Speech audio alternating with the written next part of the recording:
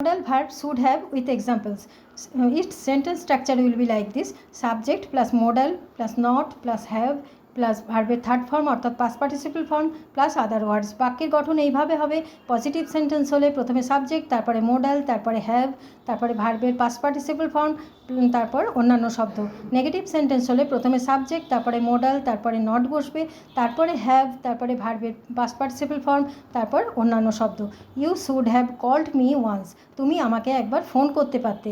এখানে ইউ হচ্ছে subject, should have হচ্ছে মোডাল, কল্ড হচ্ছে ভার্বের থার্ড ফর্ম অর্থাৎ পাস্ট পার্টিসিপল ফর্ম, আর রেস্ট অফ দ্য সেন্টেন্স হচ্ছে other words. You should have informed me, তুমি আমাকে জানাতে পারতে। You should have asked me, তুমি আমাকে জিজ্ঞাসা করতে পারতে। You should have discuss with me, তুমি আমার সঙ্গে আলোচনা করতে পারতে। You should have played in the morning, তুমি সকালে খেলতে পারতে। You should have gone to the office, তুমি অফিসে যেতে পারতে। You should have invited them, তুমি তাদেরকে নিমন্ত্রণ করতে পারতে। You should have gone with her, তুমি তার সঙ্গে যেতে পারতে। You should have accompanied him, তুমি তাকে সঙ্গ দিতে পারতে। You should have taught them, তুমি তাদেরকে শেখাতে পারতে। You should have made him understand, তুমি তাদেরকে বোঝাতে পারতে।